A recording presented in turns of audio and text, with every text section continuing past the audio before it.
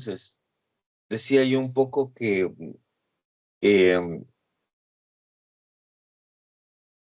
ahí está, ¿no? Bueno, decía que esta idea digamos, de cómo se debe manejar el tema de la resolución de controversias, a diferencia de lo que pasa a nivel local en las jurisdicciones nacionales, esto está casi impuesto, ¿no? Es decir, nosotros establecemos los tribunales a través de la ley, pero en el campo internacional, como ya hemos conversado varias veces, los tratados y convenios internacionales son el resultado del acuerdo de las partes. Entonces, en realidad, la competencia o la jurisdicción que tienen las cortes y tribunales de justicia a nivel internacional no están fundadas en una imposición, sino que el Estado, como tal, asume el compromiso de someterse a las decisiones que ese tribunal tome. Asume el compromiso de mantener esa idea básicamente en línea, ¿no? Línea de, digamos, de compromiso. No hay aquí una imposición, uno acepta. Y una de esas fórmulas es lo que vemos en pantalla, que es el Estatuto de la Corte Internacional de Justicia de la ONU, de la Haya, eh, que es el resultado principalmente de esto, ¿no? De mantenernos en línea de, digamos, de arreglar las controversias que pueden surgir contra otro Estado a la luz de ese proceso, ¿ya? Eh, claro, el arreglo judicial proporciona una decisión que es obligatoria para nosotros porque así lo hemos aceptado. Nos hemos comprometido no solo a someter nuestras disputas, ya sea como demandantes o demandados, ante las cortes, en general a las cortes en las que nosotros estamos involucrados, eh, sino que además estamos comprometidos a cumplir la decisión que esa corte emita. No solamente a someter nuestra disputa a la corte, sino además a aceptar lo que la corte tenga que decir. Nos va a pasar lo mismo muy probablemente con lo que es la Corte Internacional de Justicia, con la Corte Interamericana de Derechos Humanos, con el Tribunal Andino de Justicia, que son las cortes a las cuales nosotros nos hemos sometido jurídicamente porque hemos suscrito ya sea el estatuto jurídico de la de la Corte Internacional de Justicia, cuanto el Pacto de San José o Convención Interamericana de Derechos Humanos, o igual el Pacto de la Junta del Acuerdo de Cartagena, que formó la Comisión Andina de Fomento CAF que tenemos hasta ahora y donde está este Tribunal de Solución de Conflictos. Entonces, todos estos elementos hacen que nosotros estemos sometidos a la decisión de un tercero que en este caso ejerce condiciones jurisdiccionales propias. Entonces, el medio es el arbitraje y el arreglo judicial que, a ver, estoy pasando demasiado rápido. El medio aquí es el arreglo judicial que emiten las cortes. Ahora, también y dentro de este proceso, habría que examinar el tema del arbitraje, que es esa palabrita que se me escapó porque estaba pensando en eso. No solamente hay los medios jurídicos convencionales, que es lo mismo que pasa a nivel local, sino que también existe la posibilidad de llegar a una solución arbitrada, ¿no? Eh, ambos quizás forman parte de un medio jurisdiccional de solución de conflictos de carácter internacional. Y en el campo, en la órbita internacional, la sumisión a una jurisdicción internacional es más excepcional que la práctica tradicional. Normalmente no es tan común que los países sometan sus controversias a cortes o a tribunales de arbitraje. Esa no es la regla en general. Los países por lo general se sientan y conversan directamente, ¿no? Hay casos ya excepcionales en los cuales se presenta la necesidad de plantear una demanda o una reclamación ante un tribunal internacional o ante una corte de arbitraje, un tribunal de arbitraje, pero esto es, digamos que no la regla general, ¿no? Es más bien la excepción. Esto significa que hay un número relativamente reducido de casos que se deciden mediante una decisión arbitral, valga la redundancia, o una sentencia de las cortes, ¿no? Ya sea la Corte Internacional de Justicia, sea la Corte Europea de Justicia, la Corte Africana, etcétera, que están, o la misma Corte nuestra del Tribunal Andino de Justicia, ¿no? eh, que son, digamos, instancias que de alguna manera están resolviendo casos, pero si uno en realidad revisa el historial de casos, sobre todo en la Corte Internacional de Justicia, ¿no? Si uno se mete en la página web y mira toda la historia desde 1914 en adelante, pues uno ve que hay realmente casos que se pueden contar eh, muy, muy, muy puntuales, ¿no? No es algo demasiado grande. Entonces, en ese sentido, vamos a decir, el rol, la labor de la jurisprudencia internacional es un factor muy trascendente en la determinación de muchas normas consuetudinarias, tratados internacionales y tratados generales del derecho, ¿no es cierto? Porque eso es algo que nos plantea la necesidad de resolver nuestras controversias. Bueno, entonces, básicamente es eso, ¿no? Se trata de cortes que efectivamente tienen jurisdicción y competencia para conocer todos aquellos casos en disputa entre dos o más estados miembros suscriptores de los estatutos de funcionamiento de estas cortes eh, y que están sometidos a sus decisiones, ¿no? De manera obligatoria, de manera mandatoria. Señorita Lozada, dígame. Disculpe, es que en el proceso de arbitraje eso solo se da cuando hay conflicto entre estados, ¿verdad? Cuando es un conflicto de un estado con una persona interna de su propio estado, no. No, y yo lo que le diría es, eh, bueno, vamos a revisar el tema del arbitraje luego de las cortes, pero en realidad el proceso de arbitraje es muy poco probable que se presente entre un Estado y una persona natural. Eso habría que tener como en claro.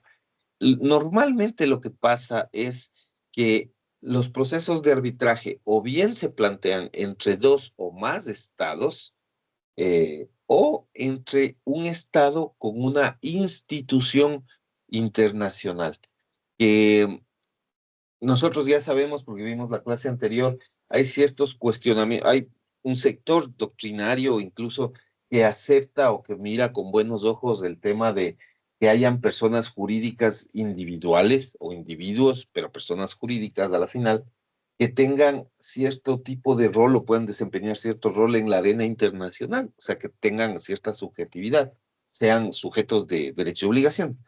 Entonces, de empresas transnacionales, por ejemplo, pensemos en Apple, pensemos en una empresa petrolera, ¿no? Pensemos en una empresa minera, o sea, estas empresas globales, transnacionales, multinacionales, que están en dos, tres, cuatro, cinco países, pueden someter algunas de las controversias ante tribunales internacionales de arbitraje.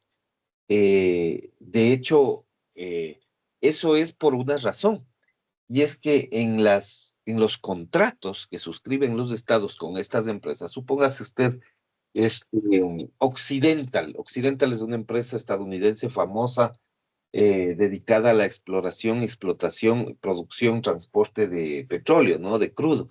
Entonces, cuando se suscriben contratos con este tipo de empresas, con Occidental, por ejemplo, en algunos contratos, no digo en todos, porque esto depende de la voluntad de los estados, pero algunos estados suscriben acuerdos, contratos con con estas multinacionales, estas transnacionales, y dentro de los contratos le ponen una cláusula especial, una cláusula específica que le remite a la jurisdicción del arbitraje internacional, ¿ya? Y entonces de esa manera se puede llevar adelante el arbitraje.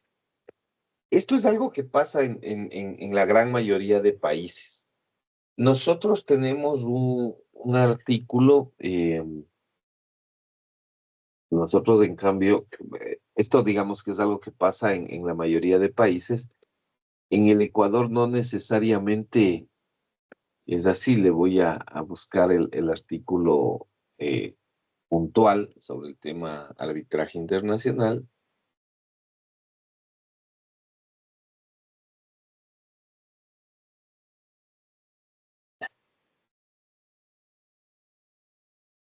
Ya, que es el artículo 422. No sé si usted tiene a la mano la Constitución del Ecuador. y puede leer el artículo 422.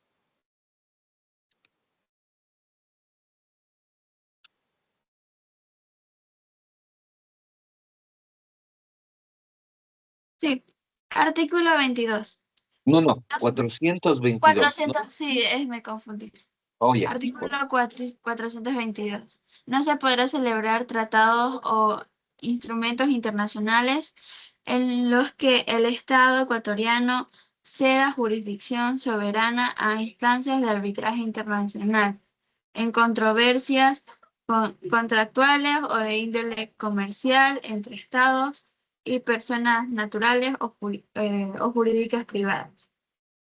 Se efectúan los tratados e instrumentos internacionales que establezcan la solución de controversias entre estados y ciudadanos en Latinoamérica por instancias arbitrales regionales o por órganos jurisdiccionales de designación de los países signatarios. No podrán intervenir jueces de los estados que como tales o sus naciones sean parte de las controversias. En el caso de controversias relacionadas con la deuda externa, el Estado ecuatoriano promoverá soluciones arbitrales en función del origen de la deuda y con sujeción a los principios de transparencia, equidad y justicia internacional.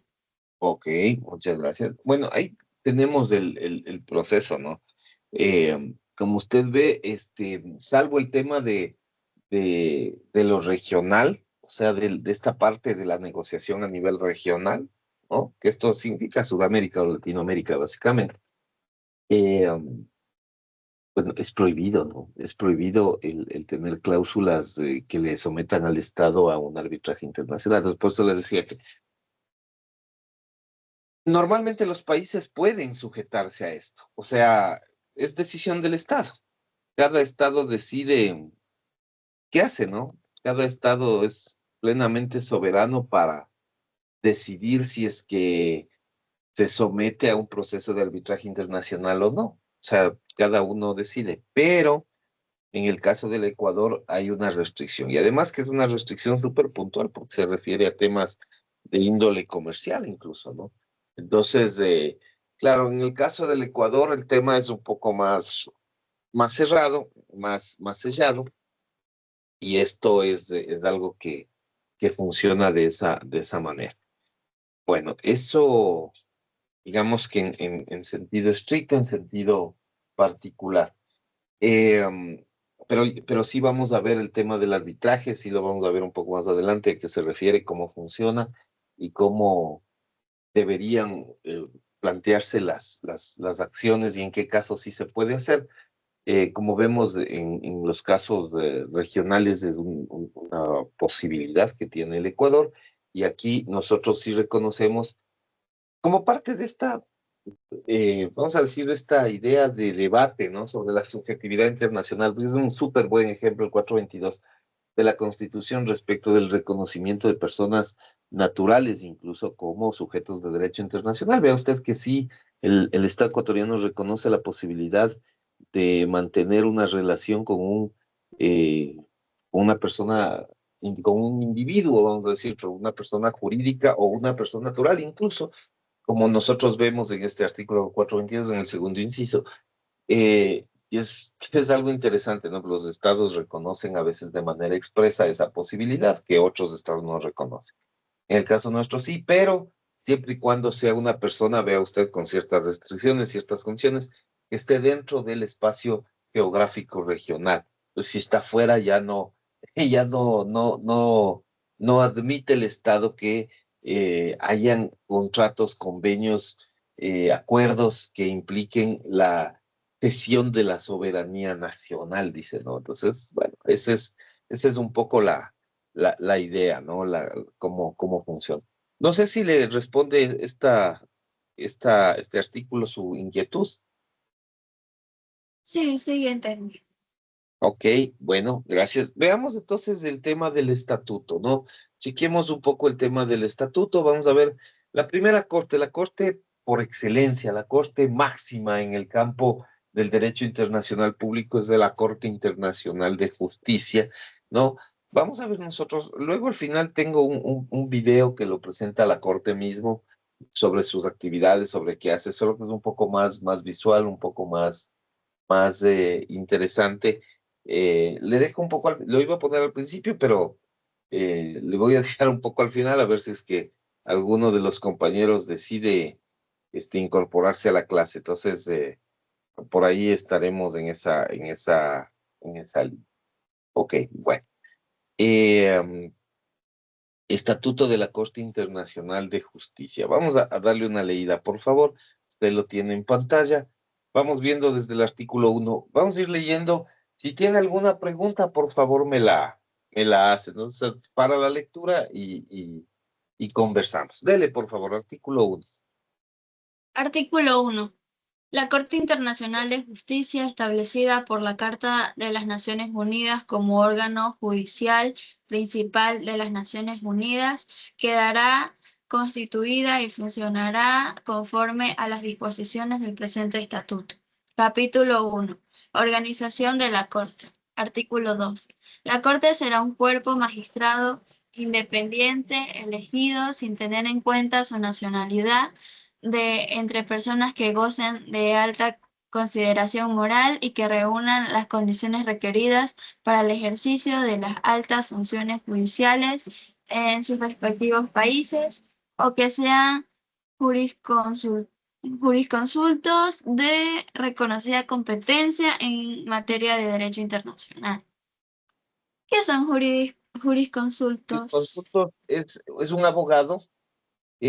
Jurisconsulto es una palabra bien particular, ya casi no se usa, ha entrado en desuso en esos tiempos, pero jurisconsulto es un abogado de entrada, es un profesional del derecho que ha tenido experiencia práctica y dogmática, es decir, tiene conocimientos de manera práctica, ha ejercido el derecho en el campo, bueno, en el campo específico de su de su especialidad. En este caso estaríamos hablando de jueces porque como estamos orientados hacia el tema de la corte, entonces hablaríamos de jueces.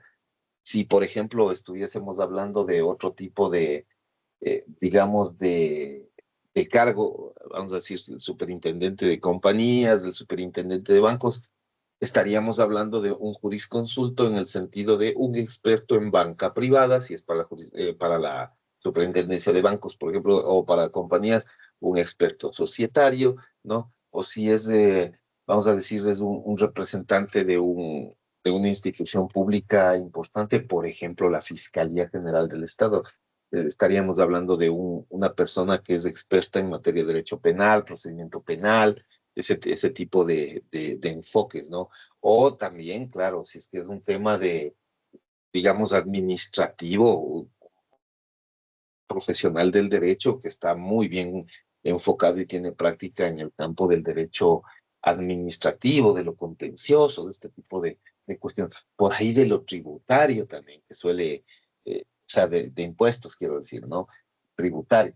Entonces, esa es una primera cosa, ¿no? Es un profesional del derecho que tiene mucha experiencia práctica, pero también reúne ciertas condiciones de índole académico, ¿no? Es decir, ha realizado, vamos a decir, primero estudios, se ha especializado en su campo, ¿no? Ya sea en el campo del derecho penal, civil, administrativo, ambiental, internacional.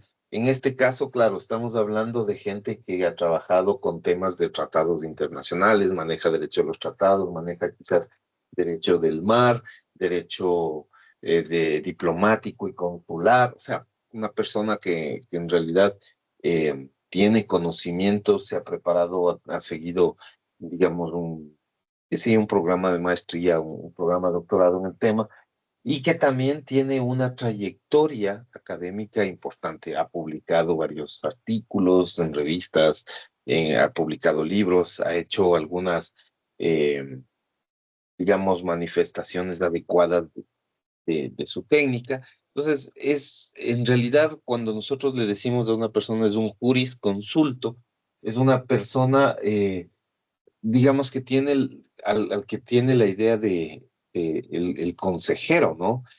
Porque el consulto es, digamos, una derivación de la posibilidad de preguntarle. Entonces es un tipo que es completamente experto en en su materia, tanto en el campo dogmático, académico, teórico, digamos, pero también en la parte empírica, ¿no? Es decir, ha trabajado y tiene experiencia. Entonces, ese complemento es el que le hace a esta persona ser considerada como tal, ¿no? Jurisconsulto. ¿De acuerdo? Ok. Sí, Bueno, vamos a artículo 3, eh, ya que se sumó con nosotros la señorita Robinson, a, eh, a trabajar artículo 3. Artículo 3, por favor.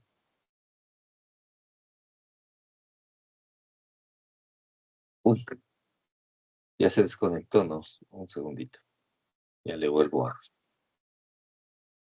No, yo tengo un ratito, así que estoy encendiendo mi computador. Ok, ya le... A mí también se me... A ver, denme un segundito, ya les comparto nuevamente. Ok, ahí está, ahí está. Ya, listo. Artículo 3 nos toca, ¿no es cierto? Señor Barrio, entre tanto, ¿está Buen día, listo? profesor. Buenos días. ¿Puede leer artículo 3? Claro. La Dele. Corte se compondrá de 15 miembros, de los cuales no podrán haber dos que sean nacionales del mismo Estado. Según inciso, toda persona, para ser elegida miembro de la Corte, pudiera ser tenida por nacionalidad de un mismo Estado, será considerada nacional del Estado donde ejerza ordinariamente sus derechos civiles y políticos. ¿Mm? Ok. Artículo 4. ¿Ya está lista, señorita Robinson? Artículo 4, numeral 1. Los miembros de la Corte serán elegidos por la Asamblea General y el Consejo de Seguridad de una nómina de candidatos propuestos por los grupos nacionales de la Corte Permanente de Arbitraje, de conformidad con las disposiciones siguientes. 2. Siga, por favor. 2. En el caso de los miembros de las Naciones Unidas que no estén representados en la Corte Permanente de Arbitraje, los candidatos serán propuestos por grupos nacionales que designen en este efecto sus respectivos gobiernos, en condiciones de iguales a los estipuladas para los miembros de la Corte Permanente de Arbitraje. Por el artículo 44 de la Convención de la Haya de 1907 sobre arreglo pacífico de las controversias internacionales. Controversias, ¿no? Controversias. Controversias internacionales. 3. A la falta de acuerdo especial, la Asamblea General fijará previa recomendación del Consejo de Seguridad las condiciones en que pueda participar en la elección de los miembros de la Corte un Estado que sea parte en el presente estatus sin ser miembro de Naciones Unidas. Ok. Artículo 5, señorita Lozada, por favor. artículo 5, numeral 1. Por lo menos 3 meses antes de la fecha de la elección, el Secretario General de las Naciones Unidas invitará por escrito a los miembros de la Corte Permanente de Arbitraje pertenecientes a los Estados partes en este estatuto y a los miembros de los grupos nacionales designados según el párrafo 2 del artículo 4 a que dentro de un plazo determinado y por grupos nacionales propongan como candidatos a personas que estén en condiciones de desempeñar las funciones de miembros de la Corte. Numeral 2. Ningún grupo podrá proponer más de 4 candidatos, de los cuales no más de 2 serán de su misma nacionalidad.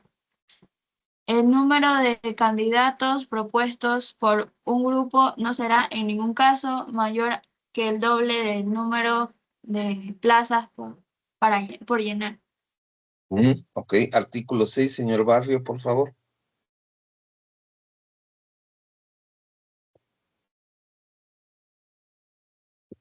Hola, señor Barrio.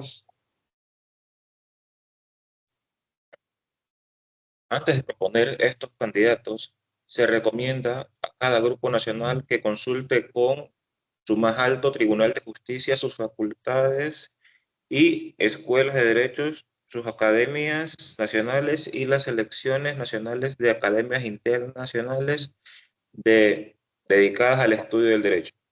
Ok, gracias. Señorita Robinson, artículo 7.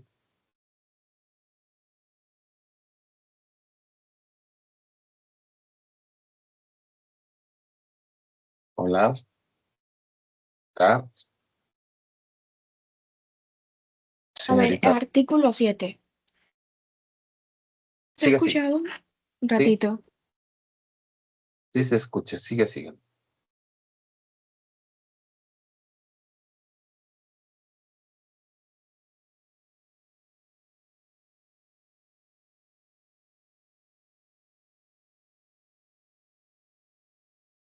Artículo 7. 1. El secretario general de las Naciones Unidas preparará una lista por orden alfabético de todas las personas así designadas, salvo lo que se dispone en el párrafo 2 del artículo 12, únicamente esas personas serán elegibles. 2. El secretario general presentará esta lista a la Asamblea General y al Consejo de Seguridad. Ok. Señorita Lozada, por favor. 8. Artículo 8. La Asamblea General y el Consejo de Seguridad procederá independientemente a la elección de los miembros de la Corte. Ok, muchas gracias. Artículo 9, señor Barrio.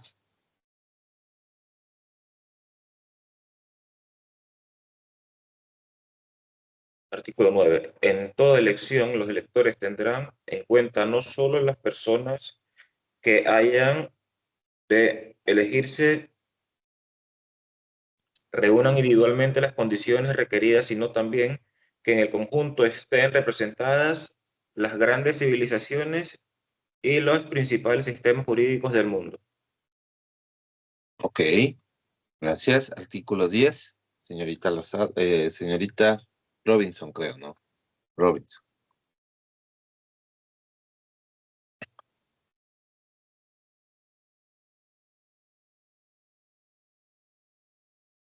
¿Se fue? Se fue. Señorita Lozada, por favor. Artículo 10, numeral 1. Se considerarán electos los candidatos que obtengan una mayoría absoluta de votos en la Asamblea General y en el Consejo de Seguridad. Numeral 2. En las votaciones del Consejo de Seguridad, sean para elegir magistrados o para designar los miembros de la comisión prevista en el artículo 12, no habrá distinción alguna entre miembros permanentes y miembros no permanentes del Consejo de Seguridad. Numeral 3. En el caso de que más de un nacional del mismo Estado obtenga una mayoría absoluta de votos, tanto en la Asamblea General como en el Consejo de Seguridad, se considerará electo el de mayor edad.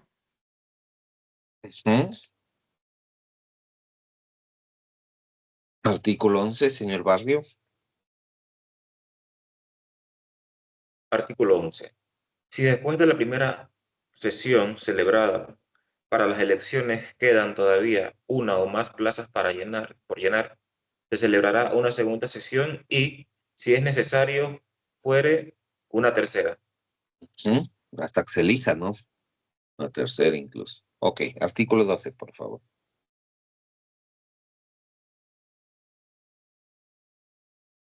señorita Lozada. Artículo 12, numeral 1.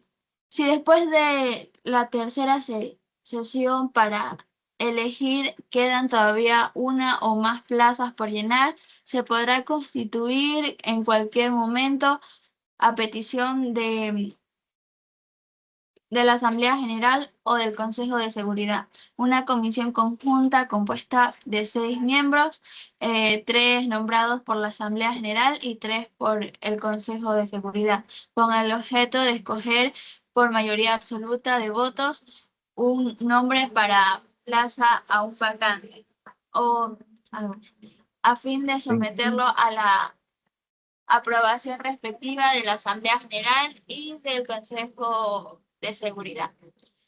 Numeral 2. Si la comisión conjunta acordare unánimemente proponer a una persona que satisfaga las condiciones requeridas, podrá incluirla en su lista, aunque esa persona no configure en la lista de candidatos a que se refiere el artículo 7.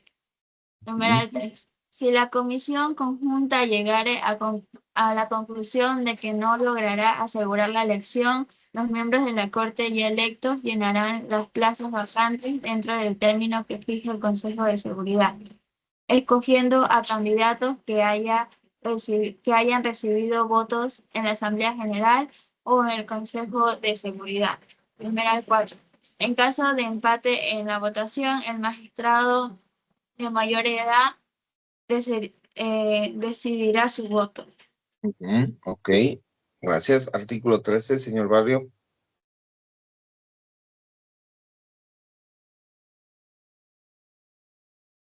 Artículo 13.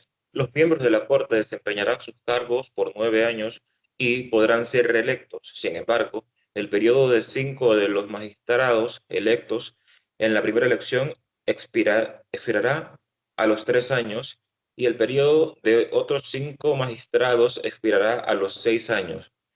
Numeral 2. Los magistrados cuyo periodo hayan expirado al cumplirse los mencionados periodos iniciales de 3 y de 6 años serán designados mediante sorteo que efectuará el Secretario General de las Naciones Unidas inmediatamente después de terminada la primera elección.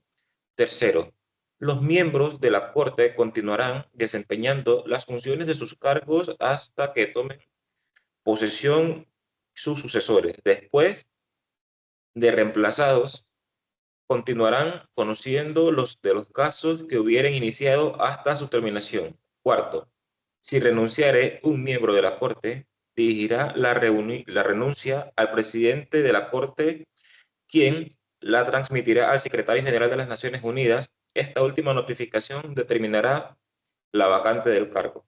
Ok, artículo 14, por favor. Ya está, señorita Robinson. ¿La lista puede leer? 14. Sí, doctor, es que estoy teniendo problemas con mi computadora, no sé No hay qué le problema. está pasando.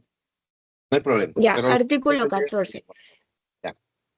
Las vacantes se llenarán por el miembro por el mismo procedimiento seguido en la primera elección, con arreglo a la disposición siguiente. Dentro de un mes de ocurrida las vacantes, el secretario general de las Naciones Unidas extenderá las invitaciones que disponen el artículo 5 y el Consejo de Seguridad fijará la fecha de la elección.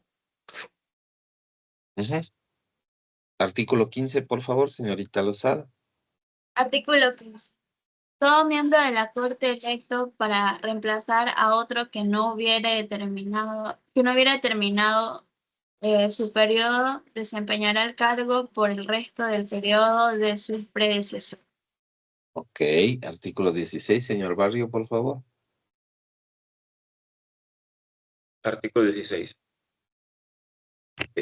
Numeral 1. Ningún miembro de la Corte podrá ejercer función política o administrativa alguna, ni dedicarse a ninguna otra ocupación de carácter profesional. Numeral 2. En caso de duda, la Corte decidirá. Ok, gracias. Artículo 17, por favor, señorita Robinson. Artículo 17. 1. Los miembros de la Corte no podrán ejercer funciones de agente, consejero, o abogado en ningún asunto. 2. No podrán tampoco participar en las decisiones.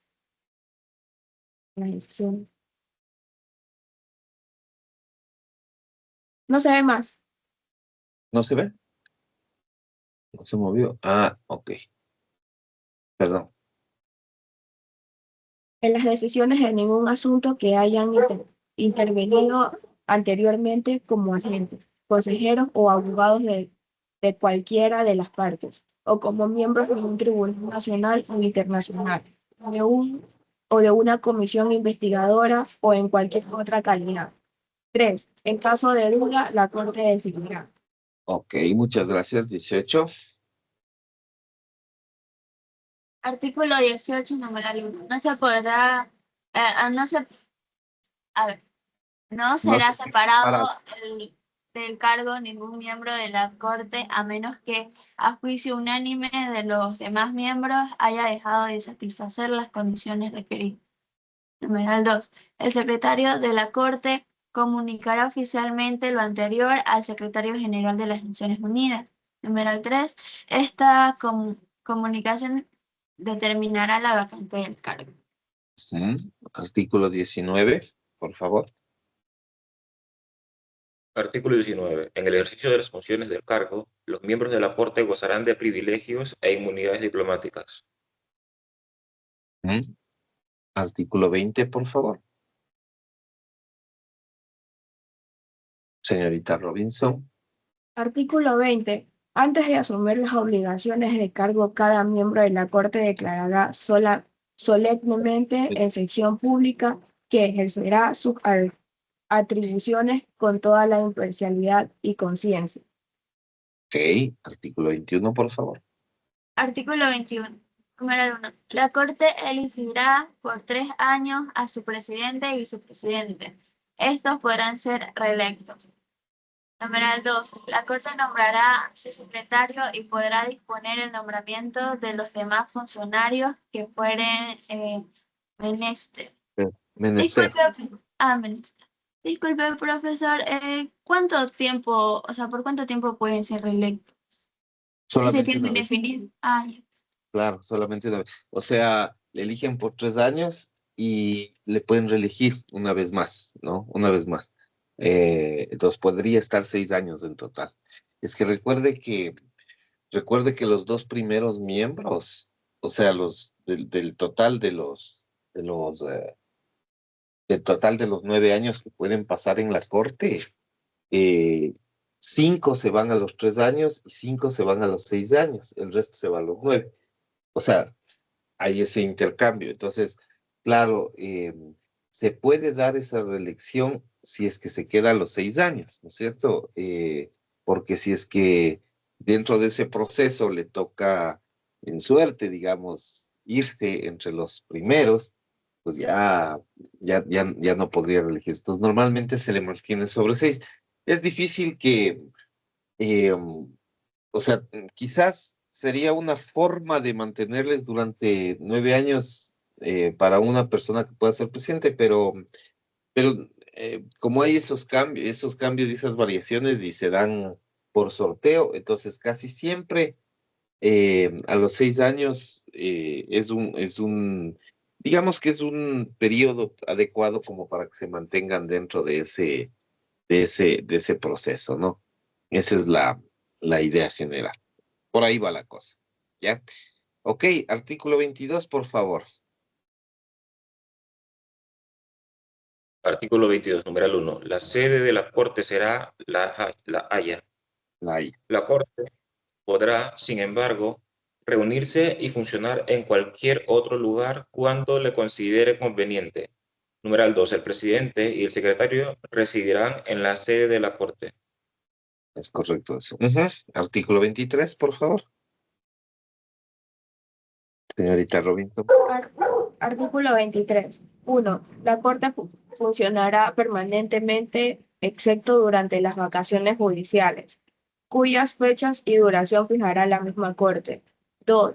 Los miembros de la Corte tienen derecho a usar las licencias periódicas, cuyas fechas y duración fijará la misma Corte.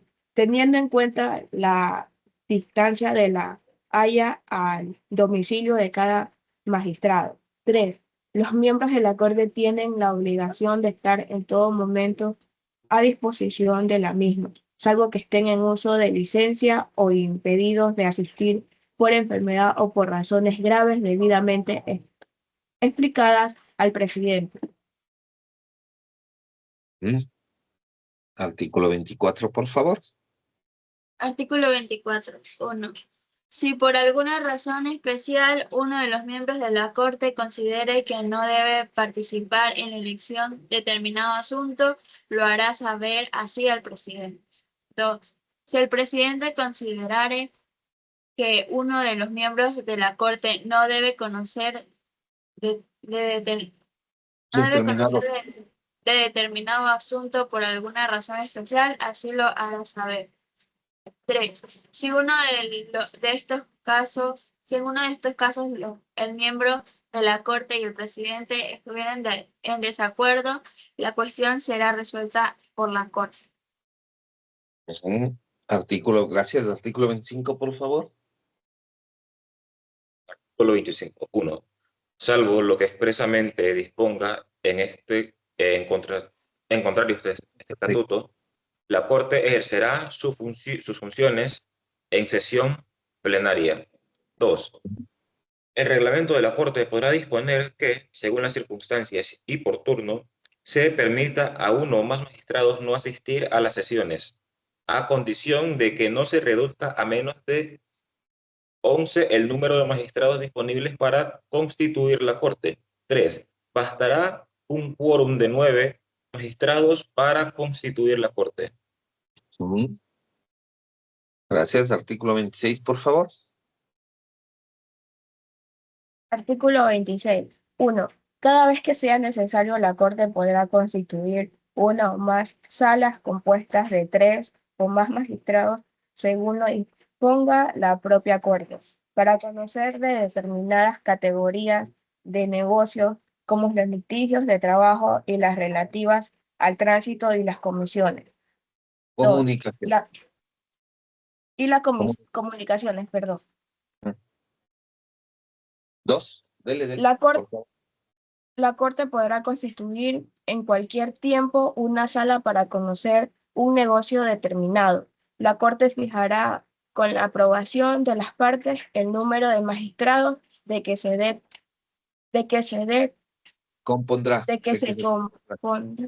dicha sala. 3. Si las partes lo solicitaren, las salas de que trate este artículo oirán y fallarán los casos. Gracias. 27, por favor. Artículo 27. Se considerará dictada por la Corte la sentencia que dicte cualquiera de las salas de que traten los artículos 26 y 29. Disculpe, profe, tengo una pregunta. Claro. ¿Cuáles son las materias de competencia de la Corte Internacional de Justicia? Cualquier materia que esté suscrita por los países a través de tratados internacionales. Esa es una súper buena pregunta porque nosotros tenemos, creo que yo les mostré esto la vez pasada, pero bueno, valga esa pregunta que me parece súper importante para un poco hacer un recorderis de esta situación. Entonces le muestro nuevamente.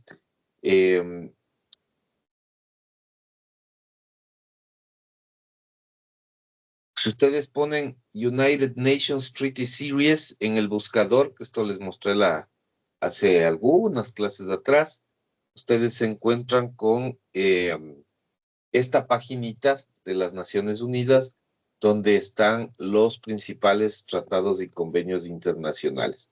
Entonces, se van, digamos, a esta franja que ustedes le ven aquí azul, se van al repositorio, depository, y al inicio dice Status of Treaties, que es el estatus de los tratados, ¿no? O la condición actual de los tratados. Y aquí están las materias, que es para digamos, la respuesta a la señorita Lozada. Todas estas materias, ¿no? Que pueden ser, normalmente se puede tener eh, disputas en un montón de temas, ¿no? O sea, pueden ser temas desde cosas territoriales, diplomáticas, puede ser un tema marítimo, puede ser temas de, qué sé yo, derechos humanos, refugiados, delitos internacionales, aunque bueno, ya para delitos internacionales eso habría que sacarle del contexto porque hay una Corte Penal Internacional.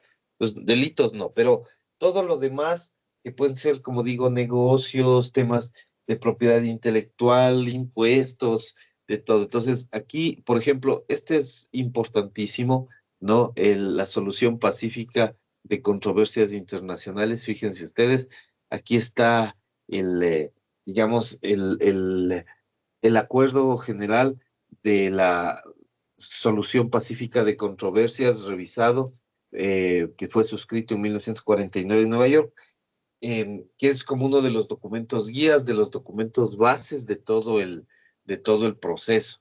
Pero qué más tenemos, no? Inmunidades diplomáticas, relaciones consulares, derechos humanos, se puede resolver siempre y cuando sea entre estados, no entre una persona natural y el Estado, por ejemplo, porque eso ya sabemos que es competencia en el caso latinoamericano, de la Corte Interamericana de Derechos Humanos, en el caso europeo de la Corte Europea de Derechos Humanos, o sea, solo si es un tema de disputa por una cuestión estatal, o sea, entre estados, por la suscripción de un convenio, por algún tema particular de legislación, alguna cosa masiva digamos que haya alguna reclamación particular del Estado, bueno, ahí se fija la competencia en la Corte Internacional de Justicia. Por ejemplo, bueno, esto de drogas y sustancias psicotrópicas, eso queda más para la Corte Penal Internacional. Refugiados y personas, digamos, apátridas, eso sí sería una materia. Tráfico de personas, Corte Internacional de Justicia, publicaciones obscenas, Corte Penal Internacional, salud, esto sí, comercio internacional y desarrollo, sí, transporte y comunicaciones, sí, navegación, estadísticas económicas, cuestiones culturales y educativas, declaración de la muerte de personas desaparecidas, estatus de las mujeres, libertad de información, materia penal, Corte Penal Internacional, no aquí. Digamos, instalaciones y bienes, ¿no? Obligaciones de mantenimiento, ley del mar o derecho marítimo, digamos, sería derecho del mar. Eh,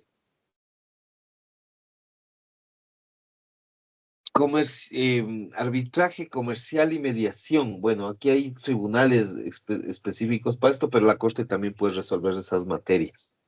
Sí puede resolver temas de arbitraje comercial y mediación, pero también hay tribunales especializados. Eso lo vamos a ver un poco más adelante, pero la Corte podría resolver cosas de esas. Derecho de los tratados, espacio exterior, telecomunicaciones, desarme, evidente, ambiente, ni se diga, cuestiones de impuestos también, y algunas otras cositas misceláneas.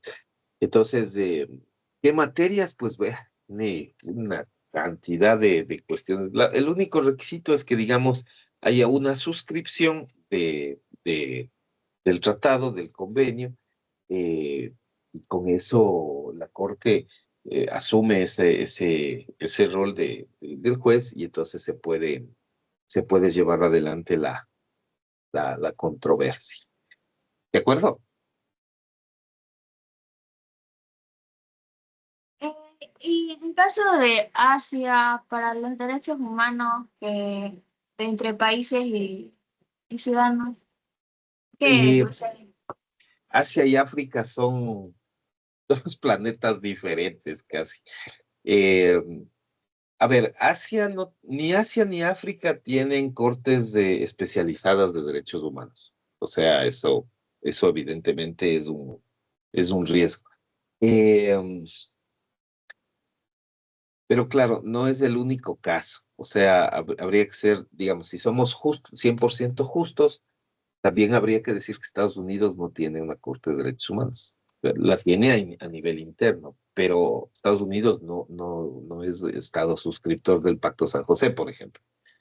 Entonces, haciendo así objetivos, yo le puedo decir, sí, o sea, en África no hay una Corte de Derechos Humanos, hay una Corte incipiente, o sea, tampoco es exacto decir no hay una Corte, sí hay una Corte, pero ha resuelto 7 casos en 50 años, o sea, hay una Corte que todavía no desarrolla un volumen de jurisprudencia importante, eh, no es una corte a la que asiste la gente, no es la corte que confía la gente como para ir a hacer reclamaciones. O sea, ni de lejos se parece a nuestra Corte Interamericana de Derechos Humanos, que es súper desarrollada. Lo mismo pasa con Europa, la Corte Europea de Derechos Humanos es súper desarrollada. O sea, las dos cortes son, en materia de derechos humanos, están, digamos, en los niveles más altos las dos resuelven casos, las dos generalmente fallan a favor de las víctimas, y cuando le digo generalmente, le digo en el 99.9% de los casos fallan a favor de los reclamantes, que no son los estados. Así es que América y Europa, digamos que en el campo de derechos humanos salen fuera. De ahí el resto es todavía incipiente.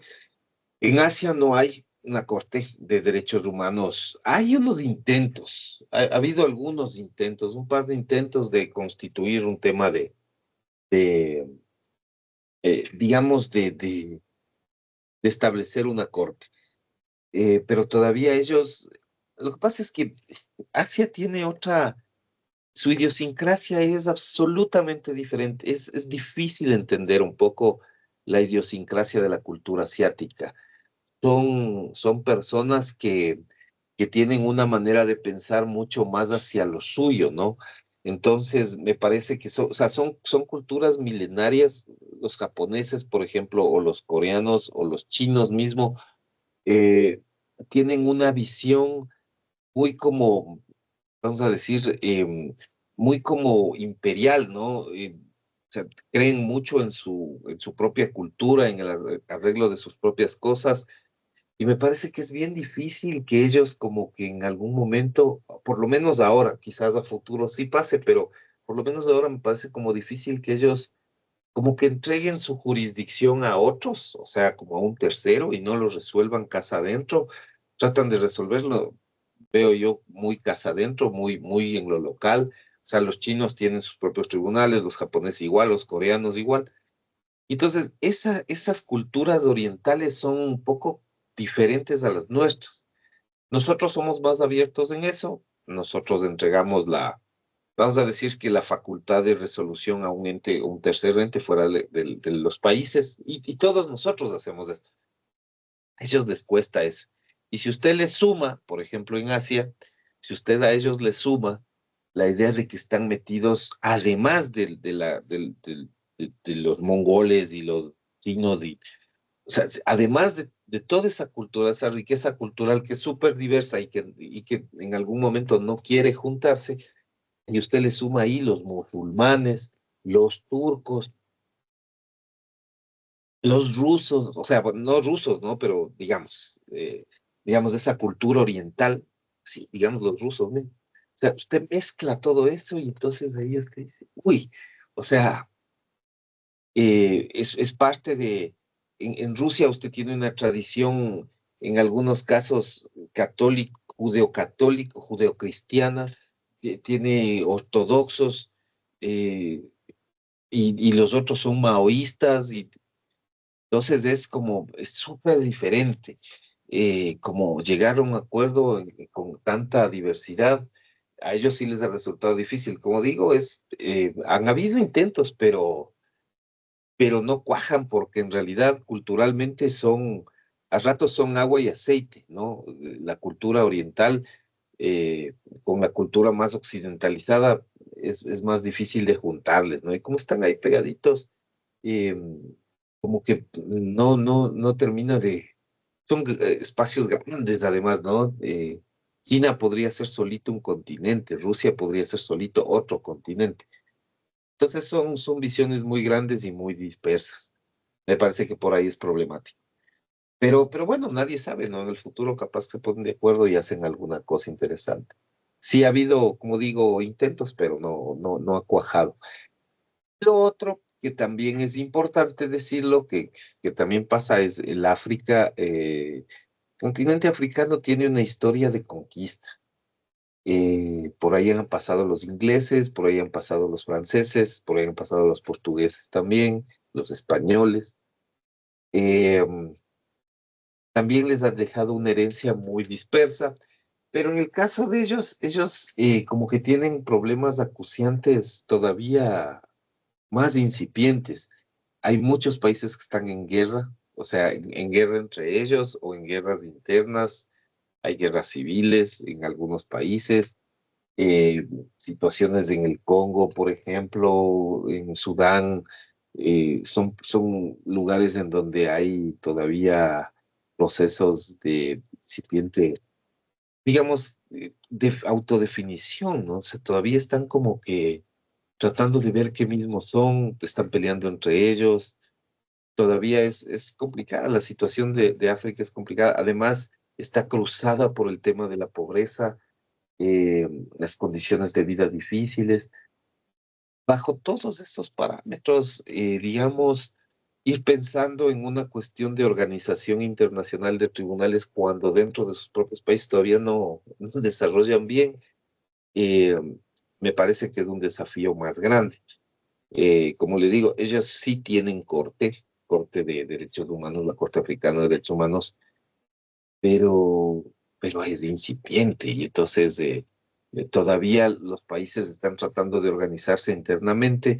Entonces, claro, tratar de organizar afuera ya entre estados cuando ellos mismos no han logrado en la práctica hacer algo interesante de manera directa es bien complicado, o sea, bien complicado, para ser súper honestos con eso. Entonces, bueno, ahí estamos, ¿no? Es esa la situación. El resto del país, como digo, ¿no? Y lo otro, como para hacer un corolario de todo el tema, lo otro puede ser diversidad de culturas, puede ser todavía un desarrollo incipiente, son cualquiera de los dos casos, pero aun cuando usted tenga un desarrollo más homogéneo, como en Estados Unidos, o tenga una circunstancia económica mucho mejor que la de los africanos, que es evidente, en los Estados Unidos es evidente que se vive mejor, eso no está ni en discusión, me parece, eh, aún así no tienen corte. O sea, aún así deciden no someterle a digamos, a sus casos a una corte. Entonces, deciden, bueno, es es su política internacional, ¿no? Ellos no les gusta, eh, bueno, ellos han dicho muchas veces, de hecho, en su propia declaración de independencia, ellos se llaman a sí mismos aislacionistas, ¿no? Aislacionistas, es decir, nos gusta vivir aislados. Bueno, también, ¿no? Que cada cultura tiene sus propias reglas, está bien. Eso no hay ni cómo cuestionar porque es la forma de organización de cada uno, pero ahí le vemos que en la arena internacional hay muchísimos matices como para, digamos, ver en contexto. No sé si le contesta eso su pregunta, señorita Lozada. Sí, profesor. Chévere. Bueno, vamos a hacer una cuestión. Vamos a ver una película, un pequeño film. Les hago acuerdo de un tema que es importante. Yo ya lo mencioné en la mañana. A ver, nosotros vamos a hacer esta clase, vamos a hacer un ejercicio. Les voy a dividir en dos grupos. Hay una controversia internacional que está entre dos países inventados, ¿no? De hecho, tienen unos nombres peculiares. Entonces, un país es demandante y el otro es demandado. Entonces, les voy a pedir que hagan un alegato. Ahí hay algunos elementos, ¿no? Ustedes van a ver en el campus virtual, es la evaluación 14, eh, y ahí hay dos elementos, ¿no? Entonces, eh, yo les ustedes se van a poner de acuerdo 2-2 para hacer el trabajo. ¿Quiénes van a ser los demandados? O sea, más bien, ustedes se ponen en el grupo, yo hago un sorteo aquí y les asigno como los demandados y como los demandantes. Y ustedes hacen el alegato, solo tienen que hacer un alegato. El alegato solo lo pueden cargar hasta las 11 de la mañana, ojo, ¿no? Entonces, a las 11 de la mañana se cierra. Van a tener, por eso, como es, o sea, quiero que hagan una reflexión respecto de, sobre todo del estatuto de la Corte. eh, entonces, no es una cosa muy, hay 10 ítems en cada cosa, pero son súper puntuales, ¿no? Tratemos de ser muy puntuales, nada demasiado grande, no me gusta tanto. Es decir, no quiero un alegato 50 páginas, ¿no? Tampoco quiero que vayan a la inteligencia artificial y que desarrollen el alegato. Lo que quiero es una cosa racionalmente alegada en no más de 2 páginas, ¿no? No más de 2 páginas, eso máximo, 2 páginas en Arial 12, ¿no? O sea, dentro de los parámetros normales, un escrito de 2 páginas, súper puntual. Tienen ahí varias herramientas de las que están cargadas en el campus. También está este documento que siempre les pongo del repositorio de las Naciones Unidas. Entonces, bueno, ustedes me dirán quién con quién quiere trabajar para asignarles. María José y yo vamos a hacer Ya, votación. entonces, señor Parra y señor Barrio, voy a hacer, sorteo, ¿no? A ver, denme un segundito para ver qué les toca.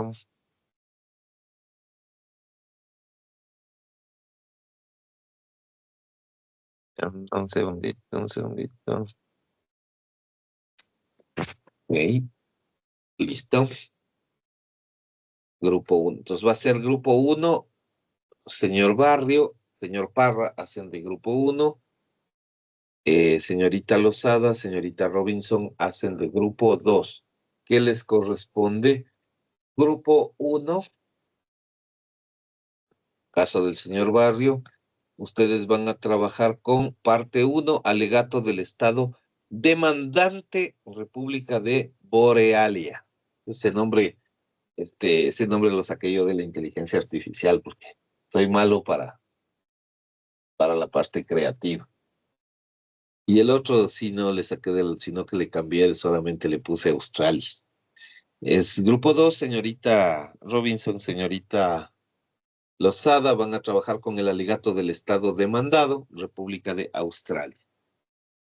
¿Ya? Básicamente eso. ¿República de cómo, profe? Australis. Está en el campus virtual, la evaluación 14, la controversia entre la República de Borealia y la República de Australis. Está en el campus virtual. Ahí están antecedentes, explicaciones de hechos. Es más digamos, una descripción que está ahí, ¿no? Y lo que necesitamos es un alegato, ¿no? Póngale básicamente ahí tienen los hechos. Está tan complicado en realidad. No hagan más de 2 páginas cada uno el alegato. Entonces voy a, voy a ponerles,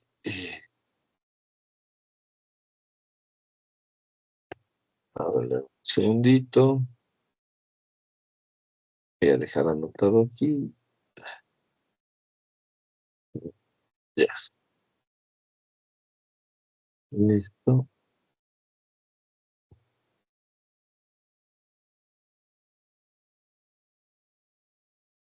Listo. Eh,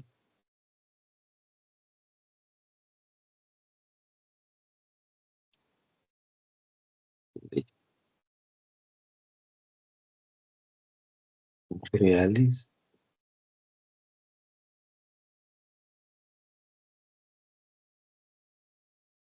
Barra y barrio Borealis y Australis sería Lozada y Robinson.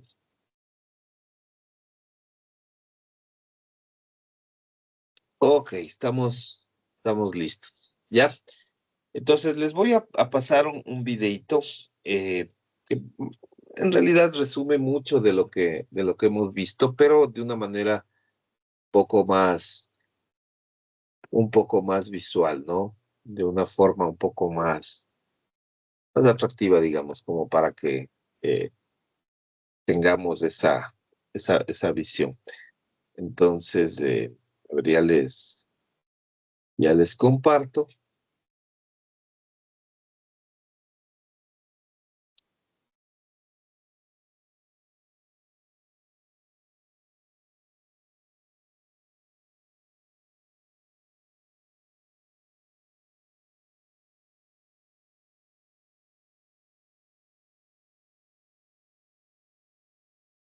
Sí, no. Les compartí aquí mismo. A ver. Entonces,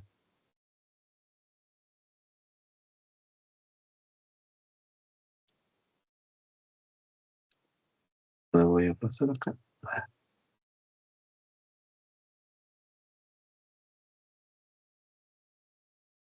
No sé si se puede ver más grandecito.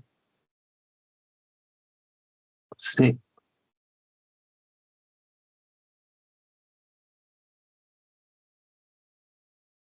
Los estados sobre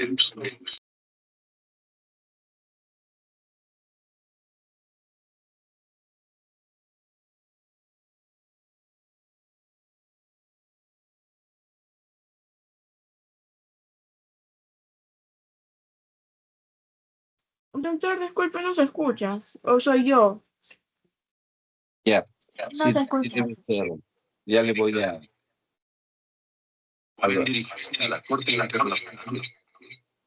A ver, denme un segundito porque como está como. Pero vamos a ver si le voy a compartir. A ver, desde aquí le voy a compartir. Sí, lo que pasa es que le voy a compartir desde acá.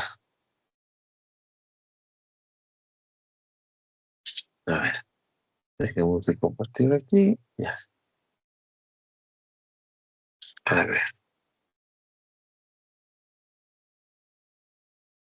eso.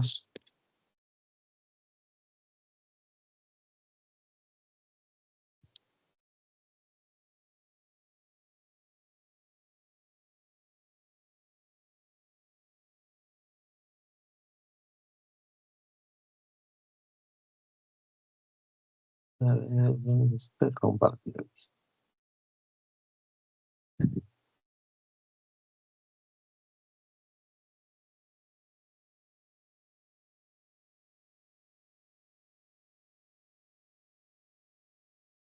Ya,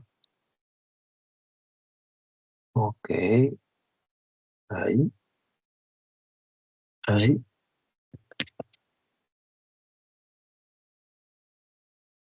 No, que no se ve se ve muy pequeñito, ¿no? El teléfono.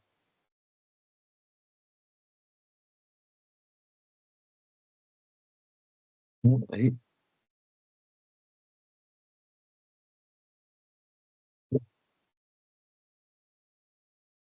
Ahí se escucha.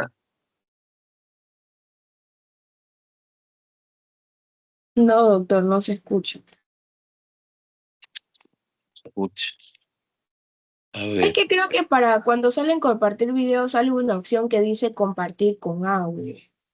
Ahí debe de aplastar. ya. Ajá. A ver, espérese un segundito, que a veces las cosas son un poco. A ver, espérame un segundo. Voy a, voy a hacer algo. Ojalá no se me. A ver, no se me.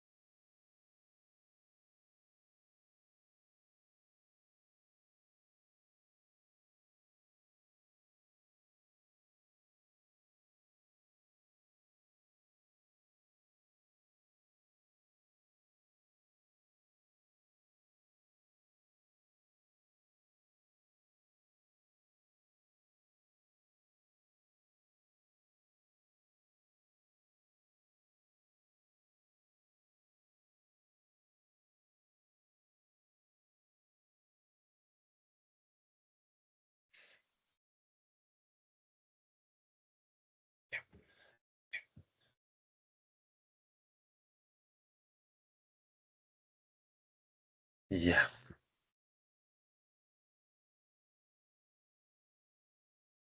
A ver, ahora sí vamos a ver. Ahí. Ahí.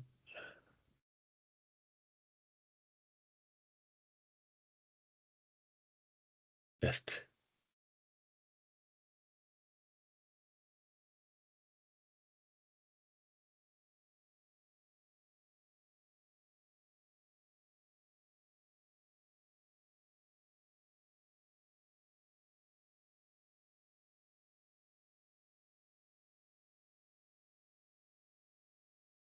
¿Se ve? ¿Se escucha ahí? Cuando dos estados están en desacuerdo sobre el trazado de su frontera. Cuando dos estados se disputan Se escucha, islas pero o no está ciertos espacios compartiendo. Ajá, marítimos. buen día, A profe, ver. solo se escucha. Cuando un estado alega que otro ha violado un tratado u otra regla de derecho internacional. Y cuando la ONU Ah, o ya, ya una de sé. sus Es de agencias algún necesita problema una del... opinión sobre un asunto de... Es un problema del... Siempre es... A ver, hagamos una cosa. Señorita Lozada, le paso el link para que lo comparta usted, por favor. Le voy a... Le voy a cambiar ¿cómo es?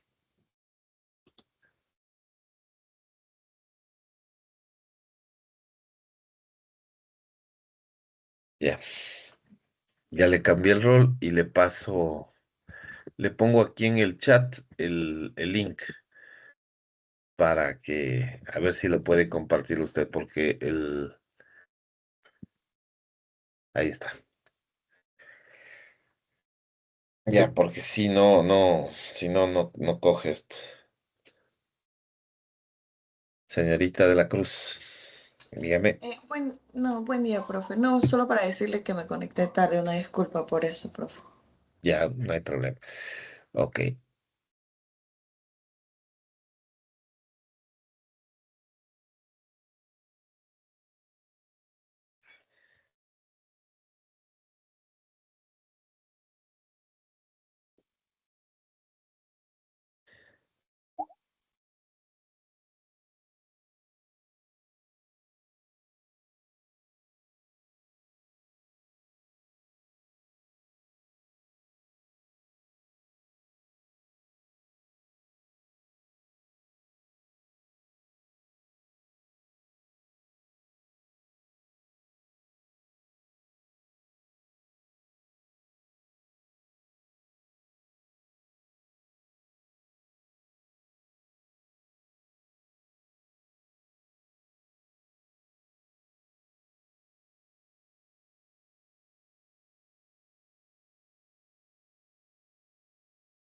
Ahí se está compartiendo.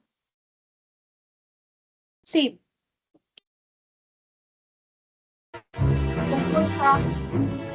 Cuando dos estados bien, están en bien. desacuerdo sobre el trazado de su ¿Se escucha o no? Sí, sí se escucha. frontera. Cuando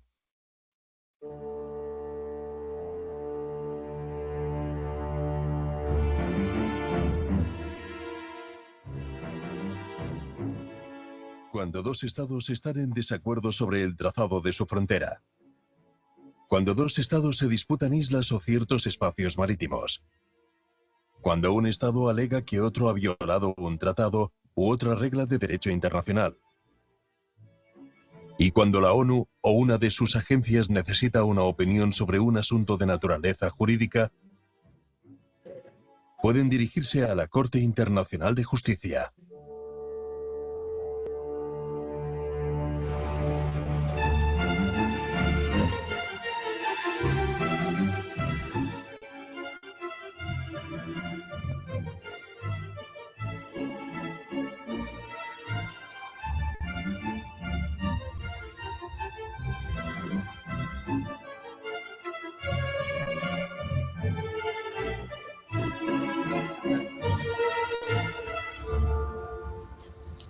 La Corte Internacional de Justicia, o CIJ, tiene su sede en los Países Bajos, concretamente en el Palacio de la Paz, en La Haya.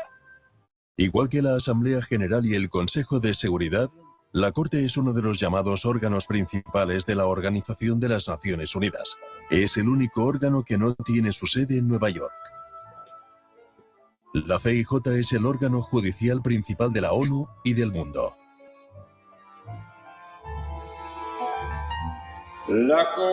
La Corte existe desde 1946. Sus dos idiomas oficiales son el francés y el inglés. El documento fundacional de la Corte, su estatuto, es parte integral de la Carta de las Naciones Unidas. Veuillez vous asseoir. Todos los Estados miembros de la ONU reconocen automáticamente la existencia de la Corte y pueden hacer uso de sus servicios.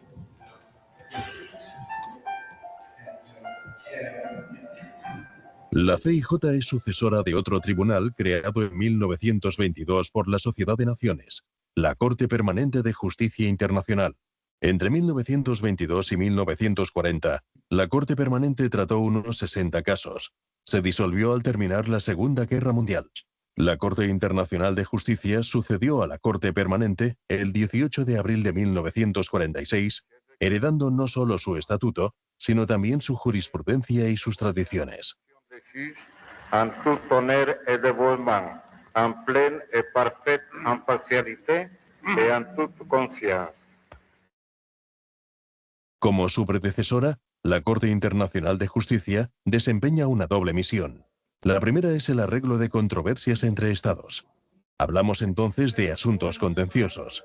La segunda misión consiste en responder a las cuestiones jurídicas que le someten la Asamblea General, el Consejo de Seguridad y otros órganos o agencias de las Naciones Unidas. En este caso, hablamos de procedimientos consultivos. Desde su creación, la Corte ha tratado numerosos casos. La CIJ no es una corte penal, no juzga a individuos. Solo se le pueden someter disputas entre Estados.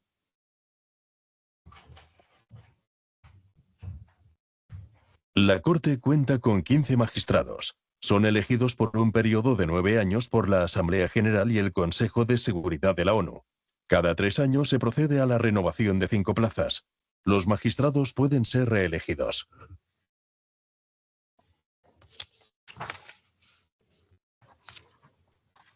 Mr. Mohammed Benuna, Mr. James Richard Crawford, Ms. Joan E. Donoghue, Mr. Kirill Kevorkian, and Mr. Patrick Lipton Robinson have been elected to the International Court of Justice for a term of office of 9 years, beginning on 6 February 20. Cada magistrado debe ser nacional de un país distinto. Los magistrados no representan a sus respectivos países, son independientes.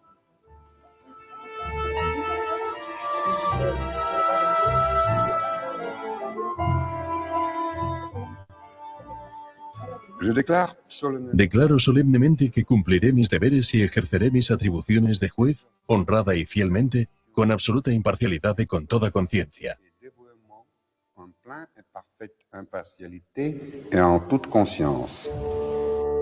La composición de la Corte refleja el siguiente equilibrio geográfico. 3 puestos están ocupados por magistrados provenientes de África. 2 puestos están ocupados por magistrados provenientes de América Latina y el Caribe. 3 puestos están ocupados por magistrados provenientes de Asia. Otros 5 por magistrados provenientes de Europa Occidental y otros estados occidentales. Y 2 puestos por magistrados provenientes de Europa del Este. Ningún estado tiene derecho a un puesto, pero en la práctica la Corte casi siempre cuenta con un magistrado de cada uno de los 5 miembros permanentes del Consejo de Seguridad. Si en un determinado asunto la Corte no cuenta entre sus miembros con un magistrado de la nacionalidad de los estados litigantes, estos pueden elegir a los que se denominan jueces ad hoc. Estos magistrados, que pueden tener cualquier nacionalidad, tienen los mismos derechos y obligaciones que los miembros electos. Cada 3 años, la Corte elige a su presidente y vicepresidente. El primero preside todas las sesiones de la Corte, dirige su trabajo y supervisa su administración.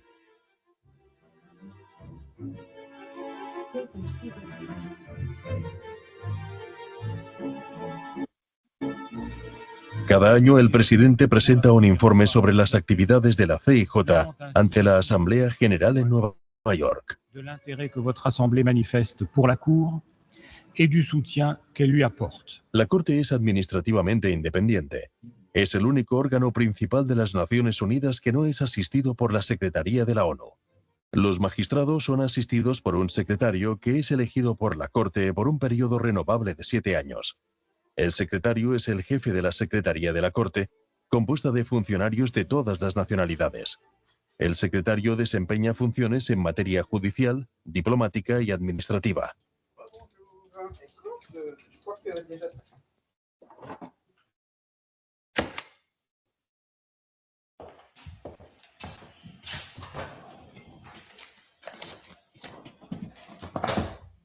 La primera misión de la Corte consiste en dirimir controversias jurídicas entre Estados. Estos asuntos, denominados contenciosos, representan el 80% de su actividad. En el pasado, los asuntos contenciosos estuvieron a menudo relacionados con controversias fronterizas, delimitaciones marítimas o la protección diplomática. Sin embargo, dichos asuntos versan cada vez más frecuentemente sobre temas como el derecho internacional humanitario, el derecho medioambiental, el uso de la fuerza armada y la responsabilidad de los Estados. La jurisdicción de la Corte es general. Puede tratar cualquier problema de derecho internacional. Todos los Estados miembros de la ONU pueden iniciar un procedimiento contencioso ante la Corte. Otros Estados también pueden hacerlo si se cumplen ciertas condiciones. En este sentido, la jurisdicción de la Corte es universal. Desde 1946, numerosos Estados han comparecido ante la Corte en el marco de asuntos contenciosos.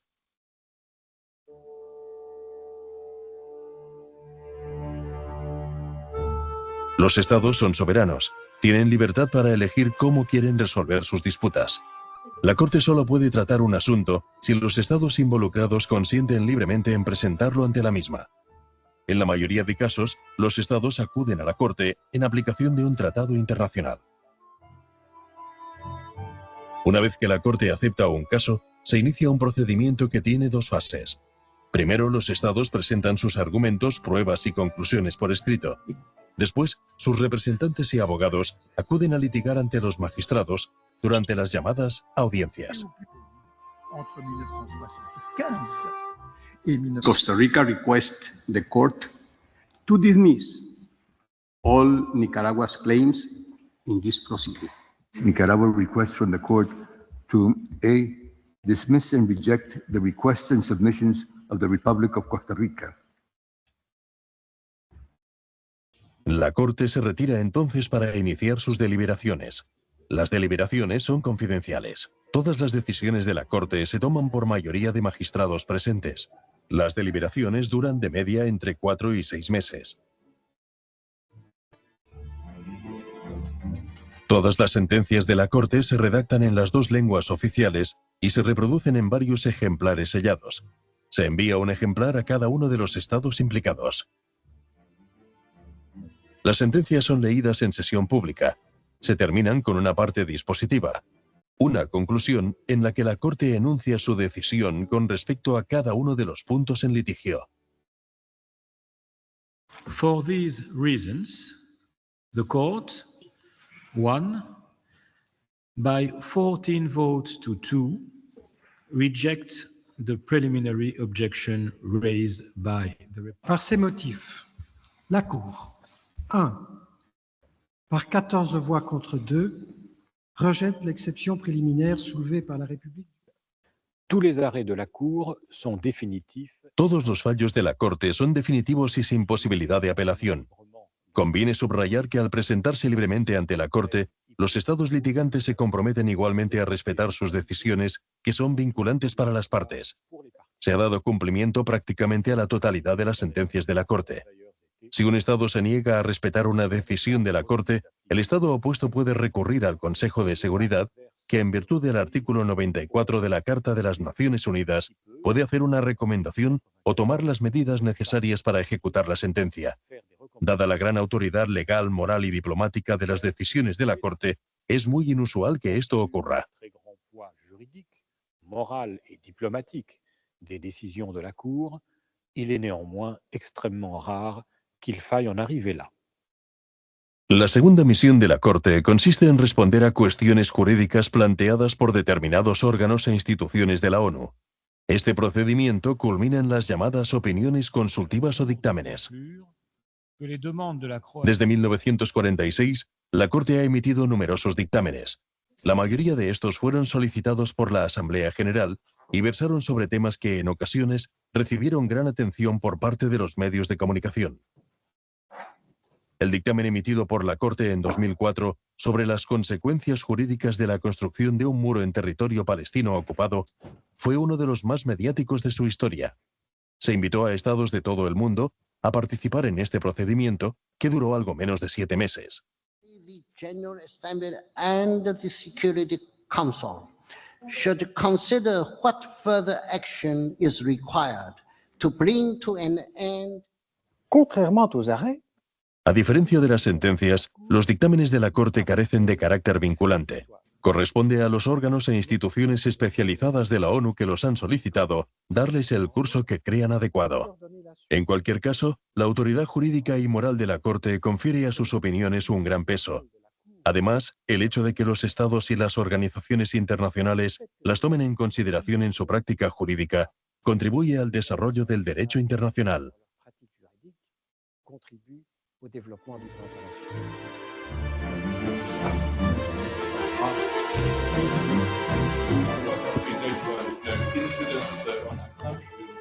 Continuando la obra que la Corte Permanente de Justicia Internacional empezó en 1922, las decisiones de la CIJ tienen una repercusión que va más allá de los estados y las organizaciones directamente implicados en los casos. En numerosas ocasiones, y en todos los continentes, la Corte ha ayudado a distender crisis, a normalizar relaciones entre estados y a reactivar negociaciones estancadas, tanto con el arreglo judicial de controversias como declarando el derecho aplicable a una cuestión concreta.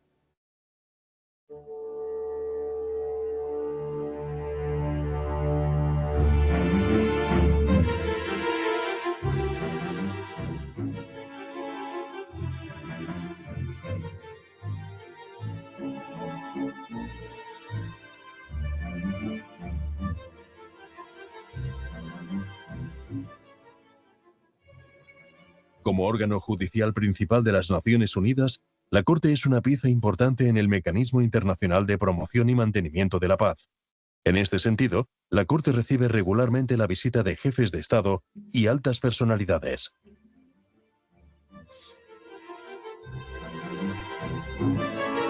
La Cour remplit sa mission avec une grande efficacité. La Corte realiza sus funciones de manera muy eficaz.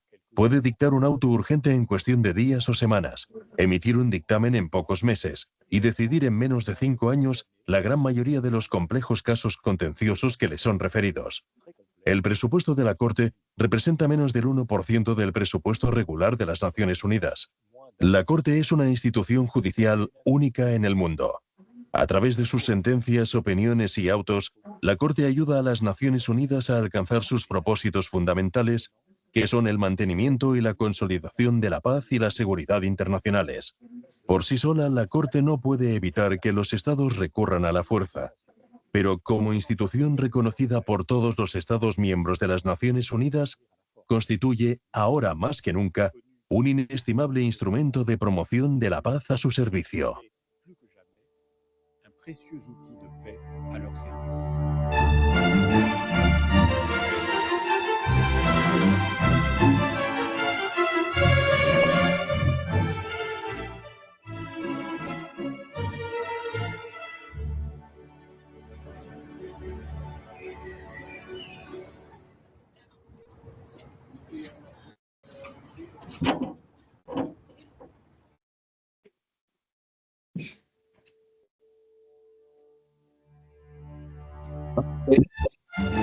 Gracias.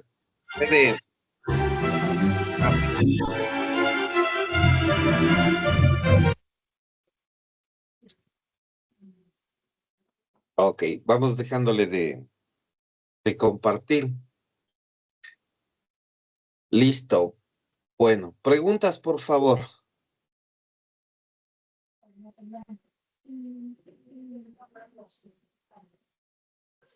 Nada.